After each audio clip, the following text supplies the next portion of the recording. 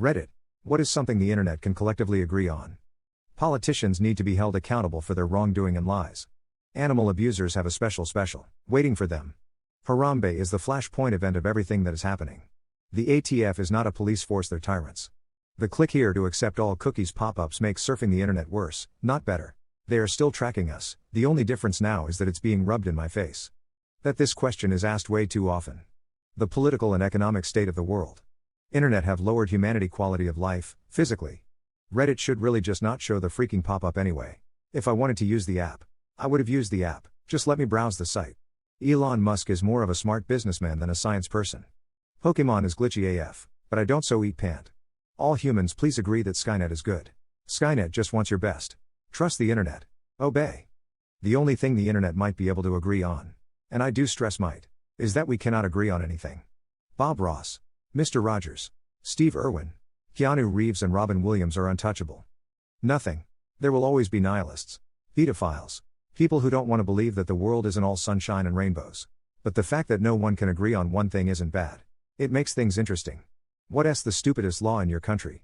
I was happy to comment that it's still illegal to name a pig Napoleon, guess the country. But for the first time ever I decided to check the source and it appears that this law never actually existed. However, one law that definitely did exist said that women weren't allowed to wear trousers. That law was voted in 1800 and was repealed in 2013. Confetti that has already touched the ground is not permitted to be thrown back into the air in Belgium. The Nestlé Corporation lobbied Congress, both parties, to ban the collection of rainwater on your own property. However, I am not aware of an instance of this law being enforced. You can walk into a store but not necessarily buy the beer that's on the shelf because some crusty old white dude said it isn't time yet. They don't want us to smoke cigarettes because it's bad for you, but if you're going to buy cigarettes you have to buy 20. It's illegal to buy one cigarette and I don't know why. You can get a divorce from your spouse, but officially your in-laws always stay your in-laws. I'd have no idea what kind of legal reason this has or what rights in-laws have that others don't. If a burglar enter in your house or garden you can't use weapons or to hit him. You only can to catch him even if he uses weapons or violence against you. If he has damages on him he can sue you. In Australia in the 1990s, the state, Victoria, banned people without an electrician's certificate even if it was changing light bulbs. Most of our alcohol laws are designed to encourage us to drink in bars. Lots of vested interests going on. As a result, you can't buy alcohol outside a bar after 10 p.m. Cannot buy alcohol before 12:30 on a Sunday. For reasons unknown. Alcohol-free beers, wines and spirits are included in this.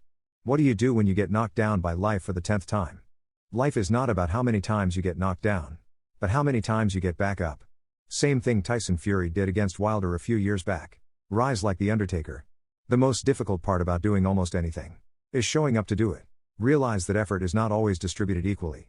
Drag yourself up. Make yourself look good bringing yourself face to face with the thing that you need to do. Get up and get ready for the 11th.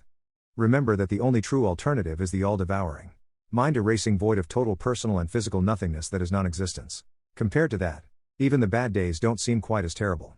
One thing that helps me is to remember the way we do anything is the way we do everything and quad. Get up again and again. Nobody is going to give you anything. You have got to fight for it like dog. I drink a whiskey drink. I drink a vodka drink. I drink a lager drink. I drink a cider drink. I sing the songs that remind me of the good times. I sing the songs that remind me of the better times.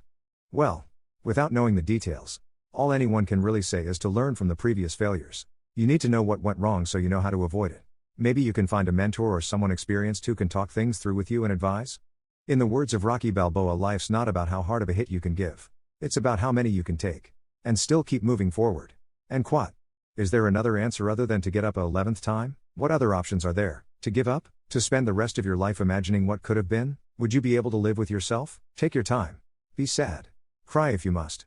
Then get up. Dust yourself off and get on with it again. Men. How did you know you were right for the job? Ask questions. A lot of people treat interviews like a test to get the job. In reality, they are trying to see if you are right for the job. And you need to be doing the same. I am a commercial plumber. I know I was right for the job because I loved it. I was good at it, it was fun. For the most part I like coming to work. Got hired. As long as I don't get fired I'd give I'm the right man for the job or not. I only care about that paycheck. I worked my off and failed many times. I failed. Then I did it again. And I failed again. But not as bad. Did it again. Failed again. Less bad than before and so on and so on. To this day I'm still failing in my mind. But every day getting better. Serious, why do you think the society has become so toxic? Because people can't accept others as they are and everyone is responsible for how others feel. Why should anyone have to watch what they say and do because it triggers others? It's the person with the trigger that has the issue, not the person simply stating a point or belief. No one is taking responsibility for themselves, it's always someone else that needs to change. Because of the internet, we're just more aware of day-to-day bad interactions and people who would otherwise in earlier times have been able to just live their lives as in, quietly. We see the worst of everything on here, and anonymity makes people feel like they can say what they think more readily. Maybe people are more willing to be now. But I think they would be acting on their thoughts anyways even if they weren't saying it. It is a minority though. They're just louder.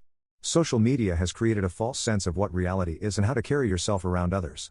People think that because they can go online and find a group for literally anything and be supported that they're entitled to that same support in the real world, or that the real world should more closely reflect the acceptance that's found online. It's bled into the media, the school system, and politics. I'm convinced that 97% of the world's problems can be traced back in some way to social media. If social media never existed, the world would be way better off. Much like anything, there's multiple reasons. But I think a big one is most first world countries' leaders and celebrities have gotten out of touch with reality. You have a small percentage making most of the money, and a very large percentage fighting to get up the financial ladder. Society is becoming decadent. The internet is a big place that offers a lot of anonymity. So people get to lash out and voice how they really feel without being punished. This is why the internet seems so hostile.